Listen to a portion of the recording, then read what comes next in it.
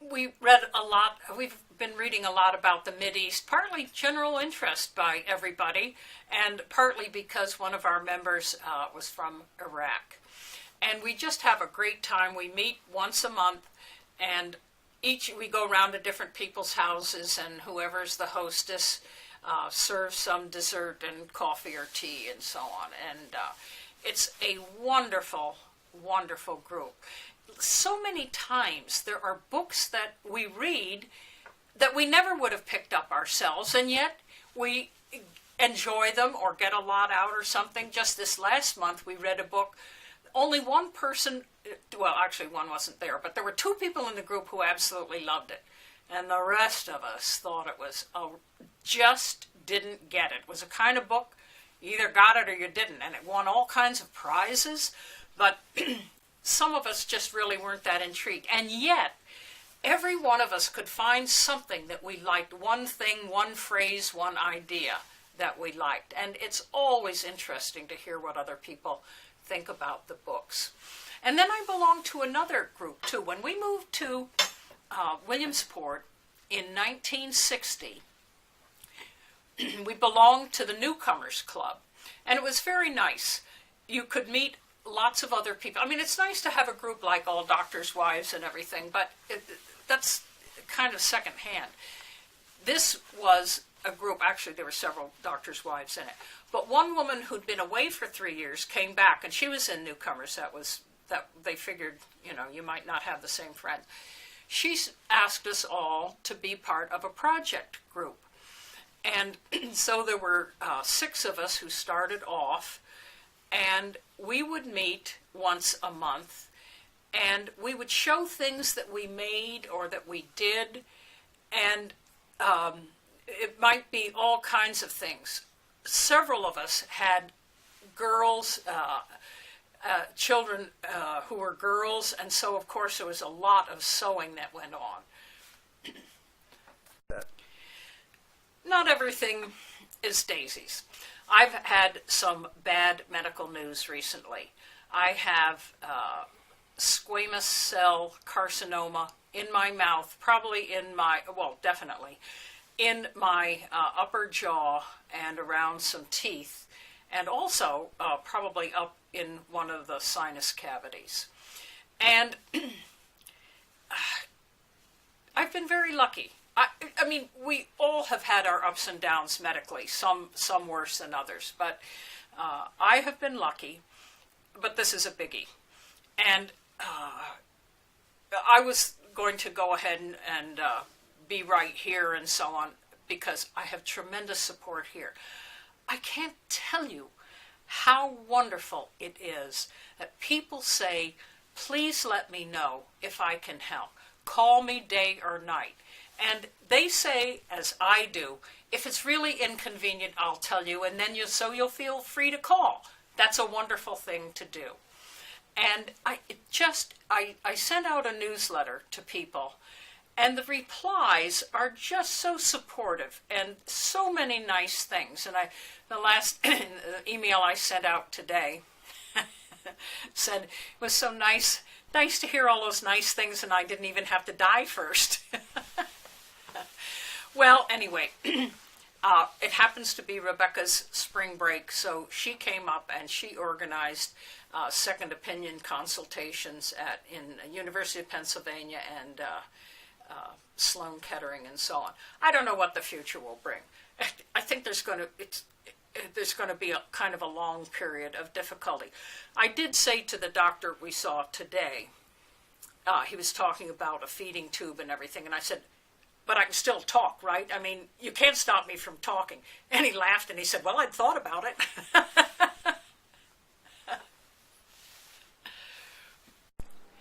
Well, I thought I'd talk a little bit about some of the cars we knew. Now, I learned to drive on a 36 Buick, and I learned to drive barefoot. But my brothers, who were 4 and 6 years younger than I, already knew how to drive.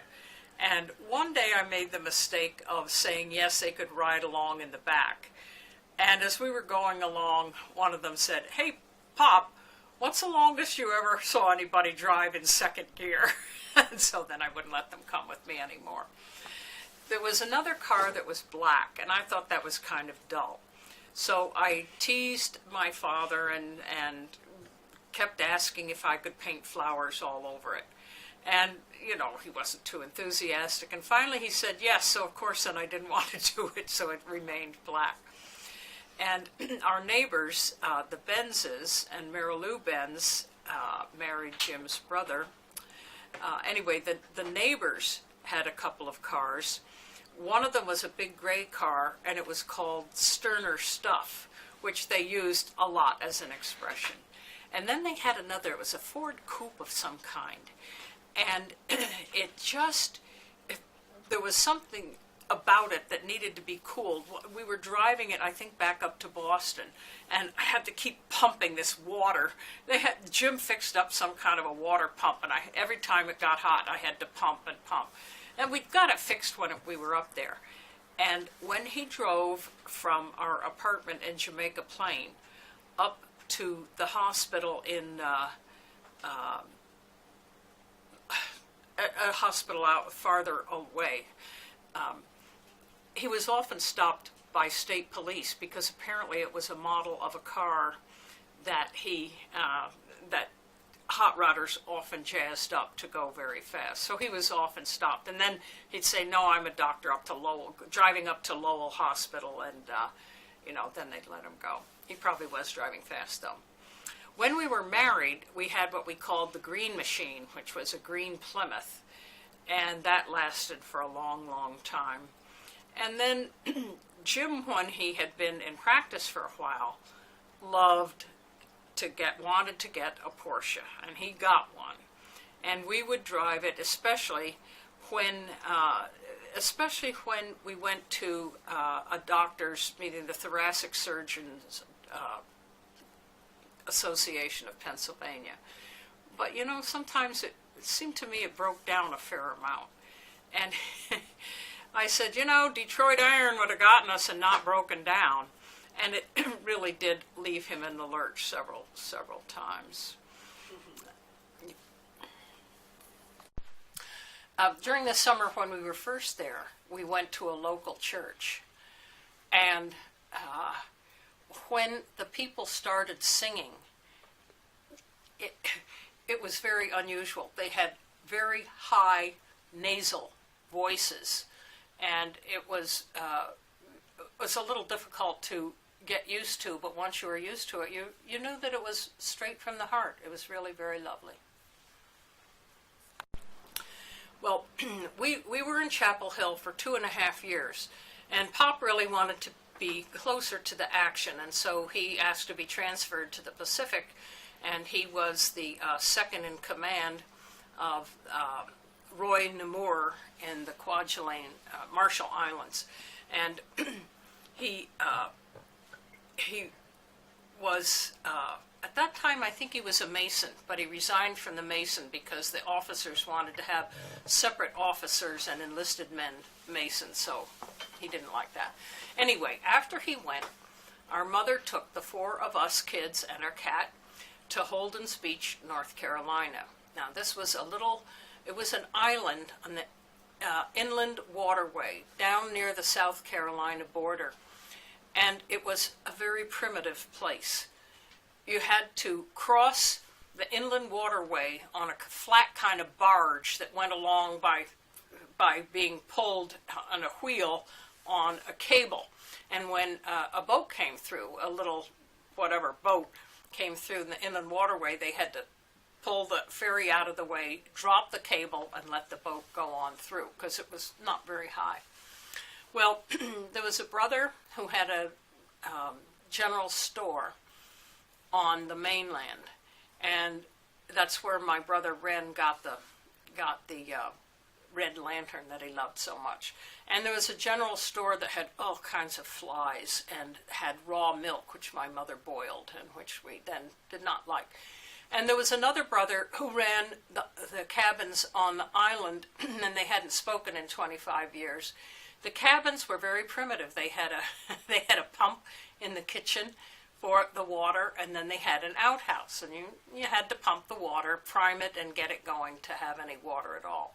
But the cottages were right on the beach. It was just wonderful. Wonderful water, and really a lovely thing. And we had a great time. And when we went back, my sister Meg drove, although she was only 14, because you could get your license in North Carolina at 14, so she helped driving. But the 4 kids and my mother and the cat, and every time we crossed a state line, we would ring a bell and whoop it up and so on. And actually, then Pop came back from the Pacific the next year, excuse me, and he said, lots of people are growing a mustache, but I'm not going to. So immediately we knew he had. And he had, but my mother made him shave it off pretty soon. And he brought back some beautiful shells and a lot of lovely woven reed mats. Just really pretty. And also cat's eye jewelry, which was made in, they're kind of a shell, and they made them into jewelry by putting silver around them. So then the next summer we went down again for a shorter time, and Pop taught us some target practice, which I certainly don't remember very much about. And one time we were walking along the beach, and we saw a giant sea turtle on its back, and it could not it just couldn't turn itself over. It was helpless. It was lying there in the sun, paddling the air. And so Pop flipped it over, and it went back into the ocean. And then some of the natives who heard about it then thought we were crazy, because we could have eaten the meat. And that was the time when we went out on a shrimp boat, because shrimping was really the main industry there. And the women would all work in a long shed, cutting off the heads of the shrimp and doing it. Meg was the only one smart enough to like shrimp then. We were too dumb to like it. But my brother Ren got friendly with the family, and we were invited to go out on the ocean on one of these shrimping boats. And a storm came up, and the seas were rough, and we all got seasick. My brother thought it was punishment because he had told a lie, and we thought it was a little unfair for us to have to get seasick just because he told a lie. Well, nobody likes a new idea till it's a little bit old. The neighbors used to churn their own ice cream, and we were always invited over to have ice cream, but of course that meant you had to take your turn cranking it. To me, it was no treat. A, they used evaporated milk, and it tasted like evaporated milk, which to me was yucky. And B, one of their favorite flavors was grape nuts, which were hard little crunchy pellets. People eat it for breakfast. I don't see how. And 3, the other flavor they really liked was banana. Well, none of those things, as a chocolate addict, mind you, those things did not appeal to me at all. But it was nice. It was a nice gathering, and there was the Curry household with usually with teachers in the apartment over the garage. My grandmother, Grommy, Mama's mother, up the hill, and then next door were the Benzs, and Pop and Luke Benz had known each other in Harvard Business School, and in fact Pop sold them the land to build on, and eventually Jim's brother married Marilou Benz, so the 2 brothers married the 2 sisters. We were just talking about Jack Kavorkian. He was a very divisive person, but he gave people who really wanted to die a chance to have control. And that is essentially what it's all about. Of course, some of these people were in terrible pain and terminal illnesses. He presumably did not just take people who were down and out and feeling depressed at the moment. But in Oregon, where they do allow people to have the choice to kill themselves. If they're terminally ill. If they're terminally ill, right. But a lot of people choose to be registered to do it, but then they don't actually go ahead and do it. It's a sense of control. And that's why when I had the transient global amnesia, I said 300 times, if I'm a vegetable, just pull the plug. Because I don't want to be just flat out. On a not quite such a life and death matter, but I have a couple of things to be proud of too. I am proud of my time on the school board. And one time when I was ushering at the Community Arts Center, a mother and her grown daughter, who was probably in her mid-20s, they gave me their tickets and so on, and the mother said to the daughter, "This is Mrs. Harrison. She's the one who said how nice you looked in that dress when you were graduating from Roosevelt Junior High." I mean, this is decades later. I've been off the school board for 18 years, and it was before that. And the young woman said, she said, "That really made me feel good, and it gave me a lot of confidence." And I thought that was great. And the mother, I was taken aback. The mother said that her daughter had liked a certain dress for graduation at L.L. Stearns, a department store, no longer here, of course. And they didn't have it in a girl's size, so she made it. Actually, if I'd had my wits about me, I would have complimented the mother that she did such a great job on the dress. And then, and Mabel Welsh said something very nice. She said, "You were really a great school board member." She said, "One time I was substituting, and you came in and you visited the class, and you came up afterwards and you said, 'There are 2 kids whose desks and chairs simply do not fit them. They must be uncomfortable. Their desks are high and their chairs are low. What it means is they have to lift up their arms in order to read or write. That isn't good.'" And she said nobody else had noticed that.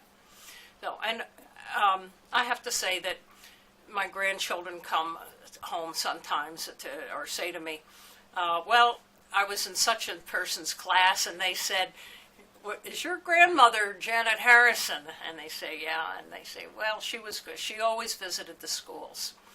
And I'm glad. That was a unique thing to do, and I'm glad I did it, and I think it contributed. Nature Conservancy. That's it. Nature Conservancy. Anyway, he thought that this was some organization to benefit the blind. What it turned out to be was a soap opera called The Guiding Light.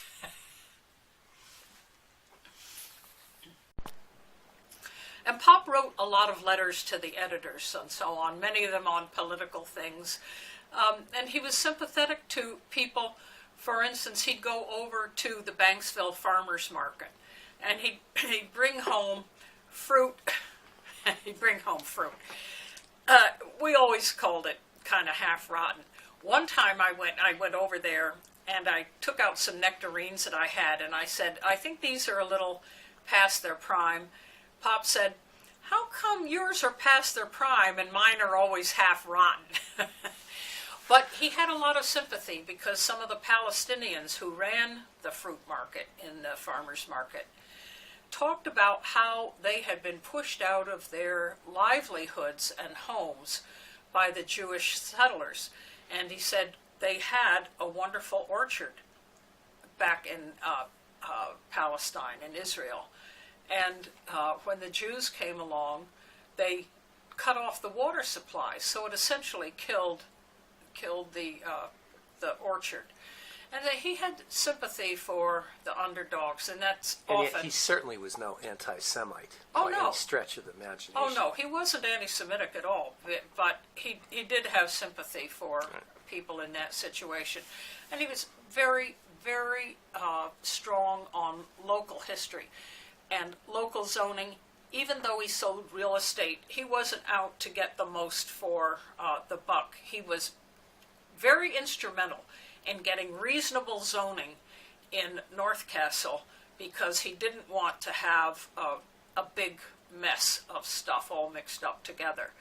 And in the as you go by certain things in Armonk, for instance, you see the Smith Tavern and you see the old blacksmith shop and the Friends Meeting House, and Pop was instrumental in getting some of those things put together. The blacksmith shop was really great. And when we were growing up, Harry Brundage was still there making things, and there are various lamps scattered around in the families of the wrought iron that he did. And my brother Ren was going to be in the soapbox derby running down the hill in North White Plains. And Harry Brundage made axles for the soapbox. And when he asked how much it would had cost after Harry made the axles, Harry drew a wheel. He says, "This is a wheel, and this is a wheel. See, it adds up to 0." So he didn't pay him. But on the way between Armonk toward North White Plains, there's the millstone from the mill that was in the little town of Kensico. And they put up a great big dam and flooded that area for a water supply for New York City. You can fish in it, but you can't swim in it. And when we used to go by that on the bus on the way to Pleasantville High School, and when we'd had a real drought in the summer, you actually could still see some stone foundations there close to the shore. I always felt sorry for those people. And at one point, some real estate investors got together and concocted a plan that would have been marvelous for them to establish the headquarters of the United Nations in our area up and down the Hudson and so on. Well, it would have been terrible. All those people from other countries shut away from far away from the joys of New York, the everyday joys of New York and so on.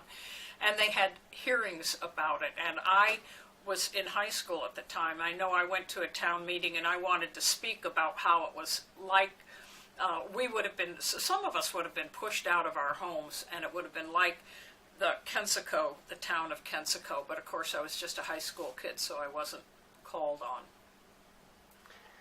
You talk about the Mianus Gorge. Oh, yeah. He was a co-founder of the Mianus Gorge, which actually was the first conservation area for the Land set aside. The national organization. And he was very, very active in that. And he would take people around, and he did a lot of the business things with them and so on. And and he always took the lemon cake that Aunt Mildred, his sister, taught us how to make, and it was known as the Mianus Gorge cake. Mama always made it up for him to take in, and I'm still making it. In fact, today I made it for church. It's a foolproof recipe. Duncan Hines lemon or orange cake, Jell-O instant lemon pudding, 4 large eggs, 3/4 of a cup of oil, 3/4 of a cup of orange juice. You mix it all together in a 13 by 9 inch pan. Put it in the oven for about 40 minutes. Take it out, poke holes in the surface with a 2-tined kitchen fork, and then you put a glaze on it of oil and orange juice and confectioner's sugar, and you pour that over, and it goes in and makes it very moist. It's absolutely foolproof. And a lot of people like it because it has sweetness, but it doesn't have a huge overload of thick icing on it. So, well, anyway, back to the Mianus Gorge. One time somebody called him, and they wanted to film a wedding scene in a beautiful part of the gorge where the stream was running by and the trees were way up and arching over and so on. It's just truly lovely. In fact, it was called the Cathedral. And he said he thought it was a blind organization. And so, he agreed. And Slater just reminded me about the stories that our father used to tell. And I was particularly fond of those. A lot of them involved a dog, Fluffy. And Fluffy had a lot of adventures. Some of them were chasing the foxes away from the hen house. But Fluffy also went into caves. And Pop taught me stalagmites, grow from the bottom, and stalactites grow from the top. And Fluffy went into these caves, and they were very dark, and they went back very far, and there were underground streams. And he saw fish that were blind. They may have had eyes, but they were blind because they had been in the dark for so many generations. But they were great. And Pop often wore a feather in his hat. And he also told us about the solar system using a grapefruit was a sun, and then there was a lemon or something for the moon, and a big orange for the earth. And he would explain all these things and rotate them and so on and so forth. So one time when I was taking a pottery class, I used a cast pottery box, but I decorated it with his initials and a grapefruit and an orange and Fluffy and a feather in the hat and a couple of other things. So that was kind of fun. Yeah, okay. And Pop, not only was he handing out apples, but when everybody would see him, he'd say, "Yaho, yaho!" And so we've kind of integrated that sometimes into our greetings. But he was gregarious. He was very friendly, and he really liked people. And he accepted people, although he could be quite critical of their actions. He accepted the people themselves. So, Do you remember about the Contra? He was very much against the Contra. I guess he loved apples. Pop loved apples. He traveled around with a bushel of apples in the back of his car all the time, and he'd hand them out. "Here's an apple for you, here. And apparently he also told the kids that if they ate an apple, they didn't have to brush their teeth. I don't know whether that's true or not, but he did allow us to throw apple cores out of the window because they were biodegradable or some animal would eat them. So, but apples were king. That's another thing. That is another thing that I had on that box. He really loved apples. And my sister Meg and her husband Don now live in the house that we grew up in. And one time when they were having the septic tank cleaned out, the man came up and told them he was through and so on and so forth. And he said, "I sure miss your mother bringing down a piece of cake or your father bringing down an apple." And Mama was famous not only for her cakes. She won prizes at the Danbury Fair in Connecticut for angel food cake and also her fudge. She really specialized in Panucci fudge. And she would give that to people the same way that I give my Christmas candy, 125 pounds a year. You know, people like the mail carriers and the newspaper people and lots of friends and relatives and so on. And we used to go up to the Danbury Fair to see her blue ribbons. And there was a place that always fascinated us. There was a house built on a hill, and they had a swing that went, that you could get on it on the hill, but when you would swing, you'd swing way over the cutaway part, so you're very high in the air. And actually one time we stopped, and we told them how much we liked it. We went up and saw their tree house, and we all had to turn on the swing, and that was pretty neat. And I think one time we went with the Kirk girls. One reason I hated growing up in the country, there was absolutely nobody my age. And my sister was 3 years older, and she had some friends who were older than that. But a lot of the girls got together and they had a club. I think it was called the Nut Club, I'm not quite sure. And they had matching navy blue jackets. And they were talking about officers. And they were talking about a secretary who could do the minutes. And I said, well, Meg has a watch. She can do the minutes. It took me quite a while to live that one down. Mama and Grandpop were both born in 1900, and they both died in 1992. Pop was Pop was still 91. No, they were. I'm sorry. They were. Jib died in 1992. They died in 94. Pop was 93 because he died 8 months earlier, and Mama died after her birthday. In fact, the reason that they were married late in the fall was that she wanted Pop to be the same age as she was on the marriage certificate. Well, I guess I did talk somewhat about some political campaigns, and I still am very interested. I really worked hard for Obama right from the beginning. When it boiled down to, I liked his attitude. And I've worked on a lot of school board campaigns. But what was funny was, in school board and judgeships, you can be on both Democratic and Republican tickets. Cross-file. Yeah. Cross-filing, right, cross-filing. But you had to get 100 signatures, 100 good signatures for each party to do that. And Jim, who was much more conservative than I, was registered Democrat. But one advantage of that was that he would be able to get all kinds of signatures from the nuns at Divine Providence Hospital. And I was registered Republican for a long time, partly because I thought you could get rid of the nuts in the primary, but it turned out the whole thing got away from me. And so now I'm a registered Democrat. If I could vote in the primary as independent, I'd like to do that, because I often vote for people from both parties.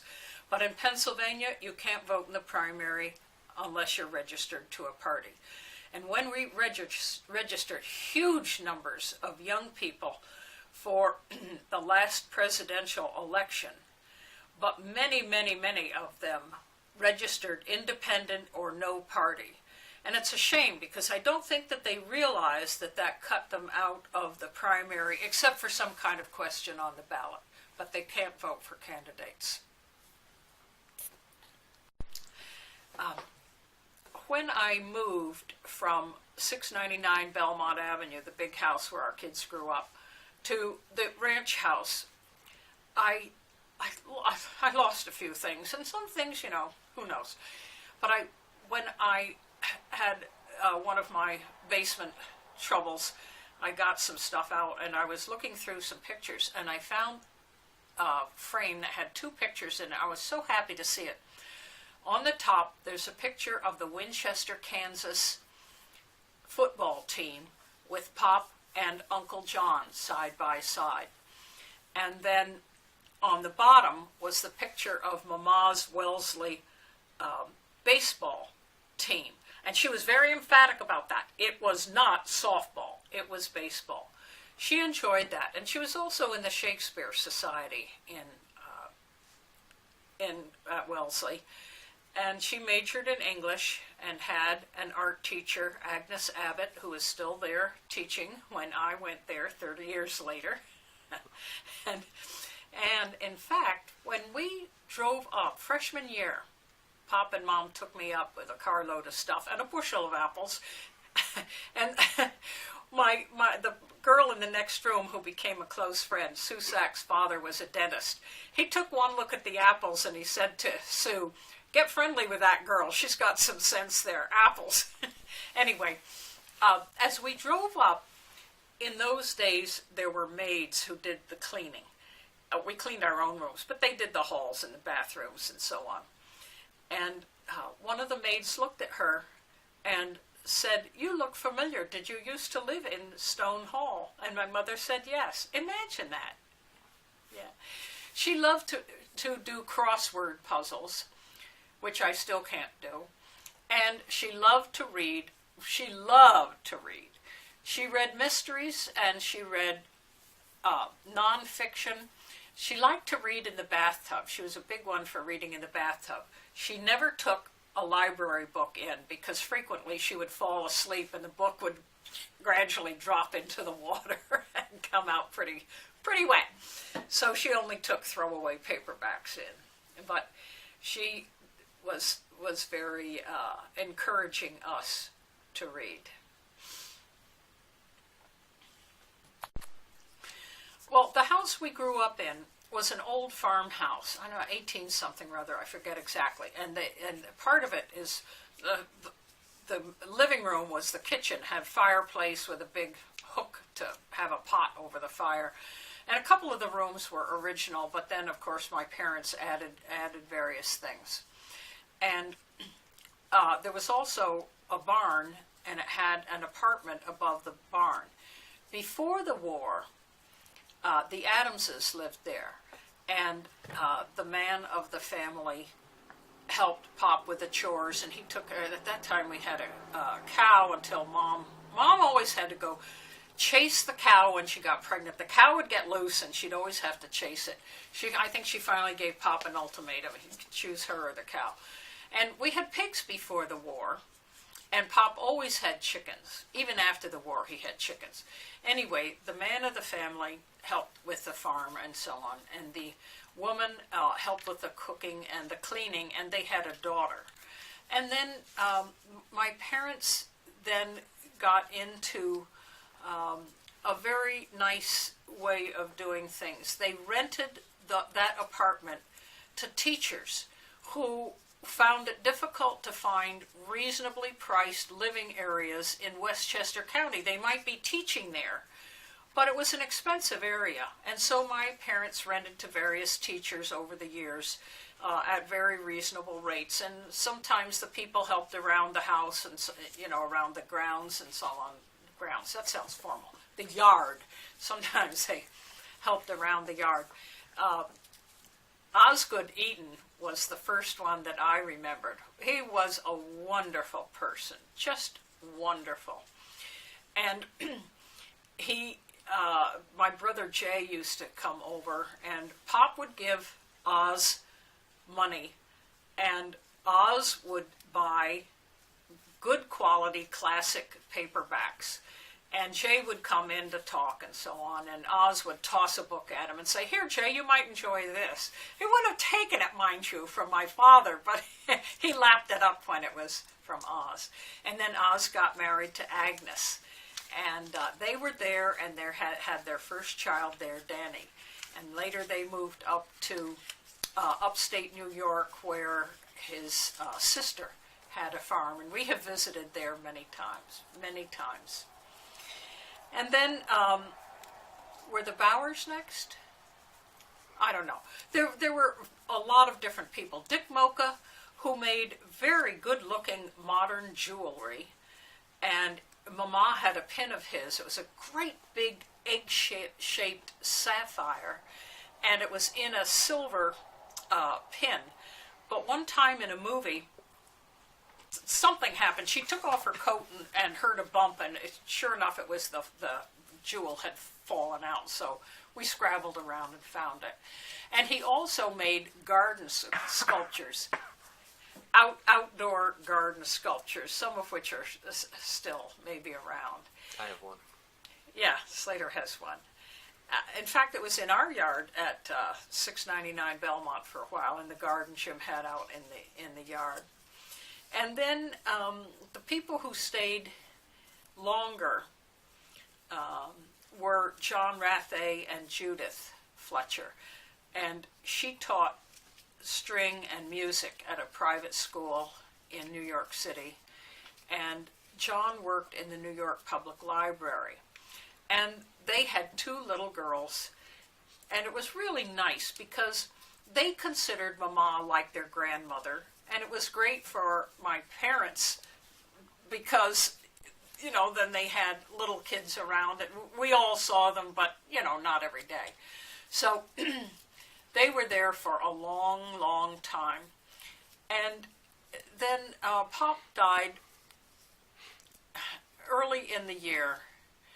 And the Rathes said, well, we don't want to move while your mother is still here, while she is still alone. And then Mama died, and right at that time they found a wonderful co-op apartment in Riverdale, so it all worked out. But Judith played at both of their funerals. And it was just really beautiful. And I can remember Amha at Mama's funeral. Pop wanted to be cremated. Did I talk about that before? He never said anything. They'd said all these things about funeral services, but he never wanted to be cremated until Jim was talking about it. And Jim wanted some of his ashes up in the garden on the hill above where Slater and Naomi live, and some in the garden at home, and then some of them in Belleville, Illinois, where he grew up. And then Pop was cremated. But Mama did not want to be cremated. And I can remember kneeling near the coffin with Amha.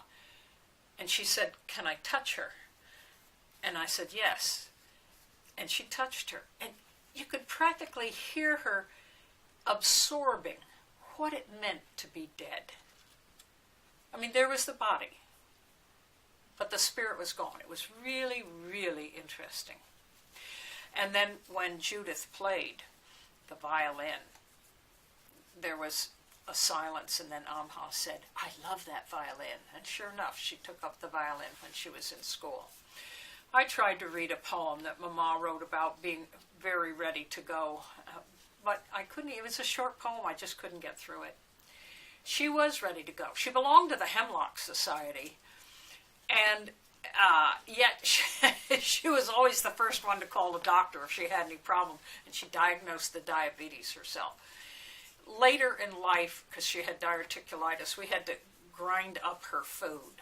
And then you had to be sure that the meat was very rare when it was cooked, because then you ground it up and then you had to heat it up so you didn't want it to get overcooked and everything. But she had a lot of spirit, and as I said, she could do Wheel of Fortune right up to when she died.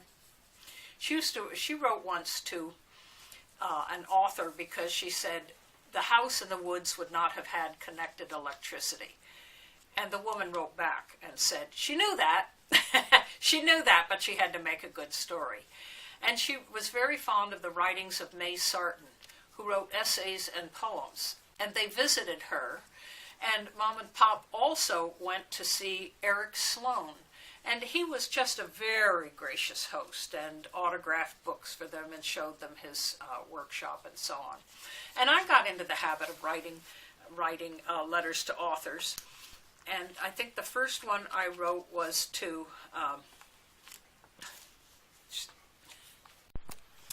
now in the past 8 or 10 years or so, I have rented a big house every other year for a week in Narragansett, Rhode Island. It's on a peninsula, so you get the slower, lower waves on the bay side and then the stronger ones on the sea side. And as the kids get older, then they seem to like the bigger ones. And that's very nice because all 4 families go and they get to talk with each other and the cousins get to see each other. But it's also nice to see the individual grown-ups and kids relate, aunts and uncles with kids. This last time, there was 1 desktop computer and 7 laptops. I took a picture of them all around the kitchen table open. That was something. But it's a nice way just to get together and be together as families. Well, it's true that I may have a lot of pain because they're going to remove, a lot. And certainly there are many, many people who become addicted to prescription drugs, prescription painkillers. But I think the example of Rush Limbaugh will prevent that from happening to me. I certainly hope so. Now, Mama's father died. She had an older brother, Davy, and his wife, Dorothy, was an expert on heathers, And sometimes their 4 kids came to visit us. One time we built a raft and we're sailing on the little pond. Pop had several brothers and sisters. The ones we knew best were the ones I mentioned before about Aunt Mildred with the arm that had been injured. And he had a brother, John Stuart Curry, who was an artist, a regional artist, very famous along with Thomas Hart Benton and Grant Wood. And they were very popular at one time, and then you kind of phased out. However, excuse me, the Metropolitan Museum of Art has several of his works, including a gorgeous picture of the Wisconsin landscape, because the head of the agriculture department of the University of Wisconsin at Madison thought that the people ought to have a little culture, so they had John Stuart Curry as artist in residence, and he did paintings there, including this beautiful Wisconsin landscape. But he also, part of his position was to go around the state and encourage people in the country to paint, to draw, to sing, to dance, to do music, and so on. So it was very nice. And later, Mama liked to paint, and she painted, when we were young, she painted, and she painted a couple of pictures of us. And then much later in life, in his 40s, Pop started to paint. He did some oils, and he did some watercolors. And that really, one time, we had a little playhouse, and it had grass growing on the roof. And late in Pop's life, I said to him, I would like a picture. He drew a lot of pictures of our yard, one view and another, a lot of winter and a lot of summer.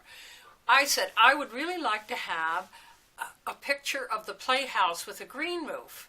And he said, well, I don't have one now, but here's one where the grass has kind of dried and it's brown. Take this and I'll work on one for you. And then he died. And when my sister went to the Westchester County Center to collect his art things, here on the easel was a half-finished picture of the yard with the playhouse with a green roof. And when I was moving, some good friends were helping. Friends I have been very blessed with. Good friends were helping me pack and move and so on. And one of them said to me, well, you don't want to keep this, do you? It's not even finished. It's a painting, but it's not even finished. So I told them the story. And they took it away without my knowing it and had it matted and framed and then gave it to me the first time we had a book group meeting at my house. That was a lovely thing. I have been very blessed with friends.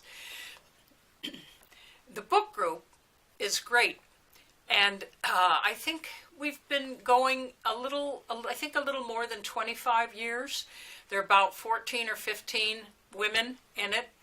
And we choose books in advance. It's very informal. We just kind of suggest things. Sometimes people suggest things for 6 months, and then we'll take it up.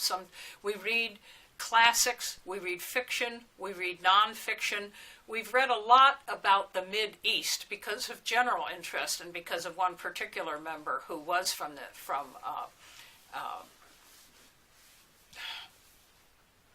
Iran, Syria, no, she was from Turkey, Israel. Aren't you? All right.